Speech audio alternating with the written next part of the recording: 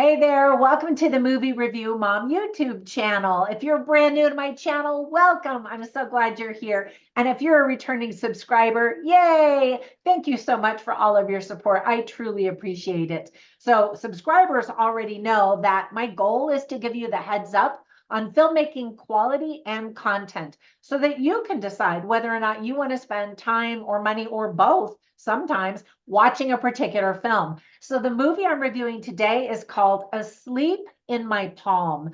This dramatic and thought-provoking film premieres in select theaters on March 1st, 2024, and it will go to streaming on April 19th, 2024. Now, the film is rated R. It's an hour and 28 minutes, and my overall movie review mom grade is a B+. I actually thought it was well done and interesting. All right, so I'm going to give you an overview in a nutshell, and then I'll talk about things I liked, things I didn't like. I'll offer tips for parents, themes worth talking about, funny lines, interesting lines, and recommendations for other films that are sort of similar that you might also really like if you like this one. All right, so let's dive in. The story is about a father and his daughter living off the grid on the outskirts of an elite liberal arts college in northeastern Ohio. This film was directed by Tim Blake Nelson's own son, Henry Nelson, in his directorial debut. So congratulations. Already, the film has been nominated for New Directors Competition. His dad must be very proud. So let me give you some tips for parents. The movie is rated R and it's for content. First, I think kids are going to be extremely bored, but there is a lot of profanity and tons of F-bombs. A man steals bicycles and breaks into places with his daughter to earn money. We watch a man die a bloody death. Actually, several. I guess I need to add that that's several people that we see die. We see two girls kiss several times. A grenade goes off and hurts people, kills some. And we hear talk of people burning roadkill as a type of satanic ritual. We also see full frontal nudity of a man. That's rare in movies, actually. I mean, it's always naked women, but this one is actually a man. First, it was sort of blurred as he's walking down this hall, and I'm like, okay, thanks. I don't need to see that. And then, nope, blop, there it is, right there in front of you. And it's meant to be funny because of the way that it looks, but I just still didn't even need to see that.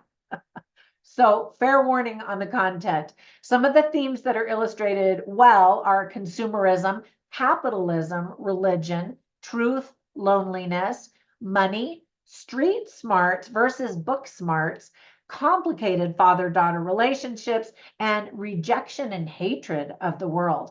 So, as I mentioned, I really did enjoy this movie, and here's the list of things that I liked about it. First of all, I was excited to see this movie because I love Tim Blake Nelson. He just always creates such interesting and entertaining characters, and this movie is no exception. He gives a great performance, as I expected that he would.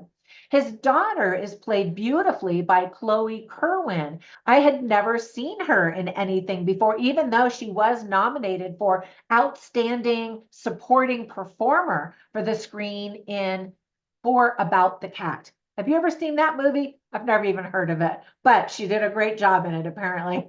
So kudos to her. All of the conversations that the dad had with his daughter are intriguing and often amusing, and they show genuine care and a sweetness, while he's simultaneously treating her to be tough and be able to live in this tough world. The title of the film is really great, and it alludes to that nurturing relationship between father and daughter. We see irony in the dad's attitude about how the world is asleep, yet how he leaves his own daughter clueless about how the real world works.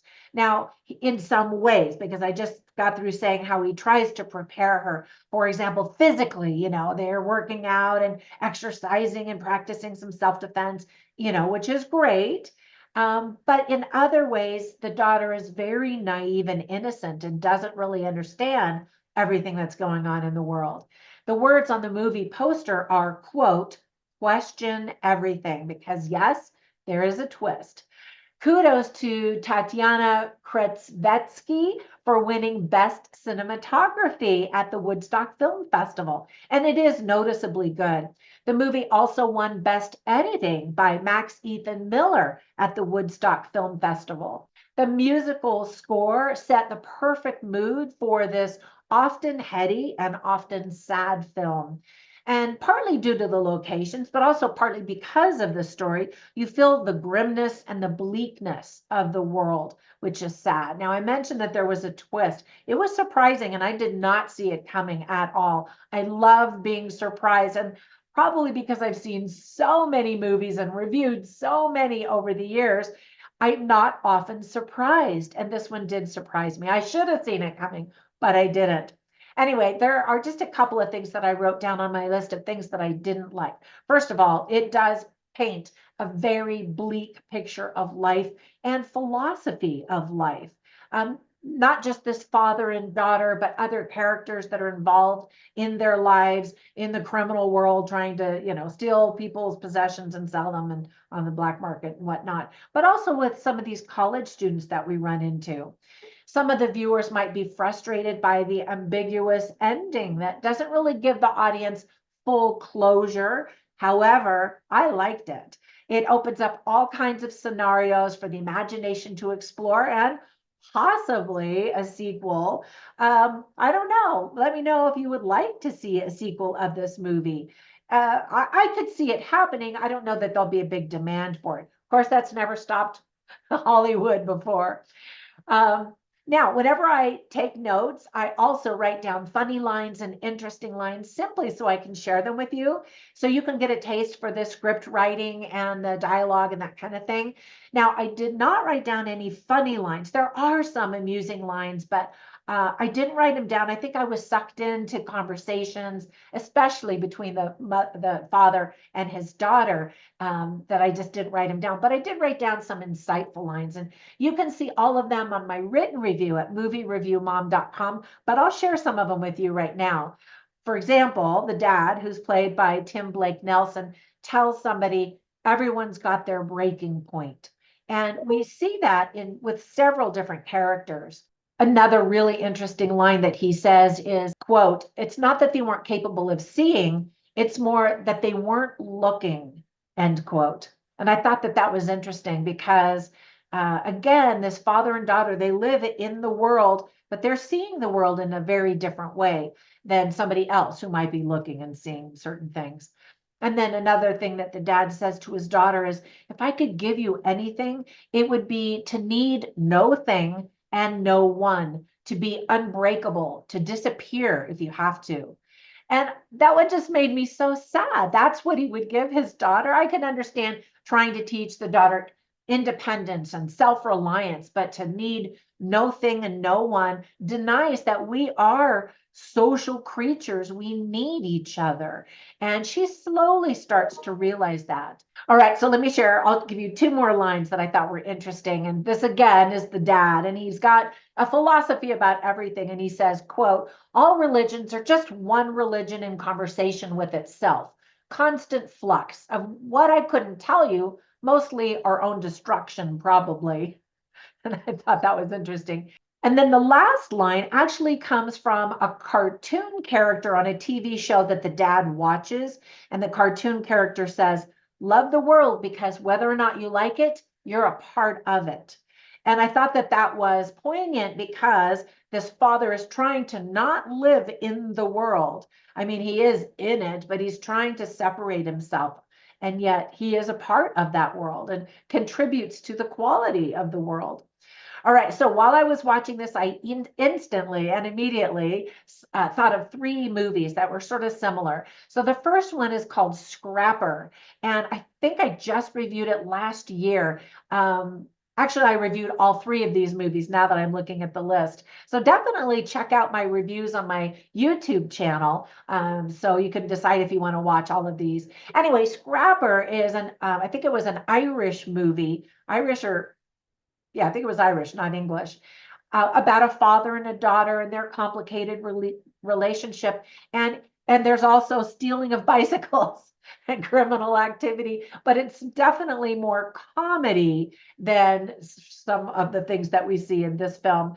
But it'll warm your heart. It was done really well. And then another one that I just reviewed maybe a couple of months ago is called The Marsh King's Daughter. Also, a complicated father-daughter relationship. And then the last one is called Acid Man, and that's a few years old. Again, a complicated father-daughter relationship. And in fact, interestingly enough, the last two take place in forests and kind of not quite off the grid, but a little bit. Actually, now that I think about it, yeah, they are completely off the grid for the majority of the movie. So anyway, that's why I thought of them. All right, so hopefully, oh, wait, here's one more. I just thought of one more movie. It's called Leave No Trace. That one also was really well done. Father-daughter relationship, living off the grid. And it's kind of surprising how many movies there are father-daughter movies living off the grid, right? But it also was very, very well done. So hopefully my reviews will give you a heads up and you'll be able to decide whether or not you want to watch these. And hopefully my reviews are helpful. So have a fantastic day. Be sure and give it a thumbs up and subscribe if you haven't already, and comment down below because I always love hearing your comments. Have a fantastic day, and I'll catch you in the next one. Bye for now.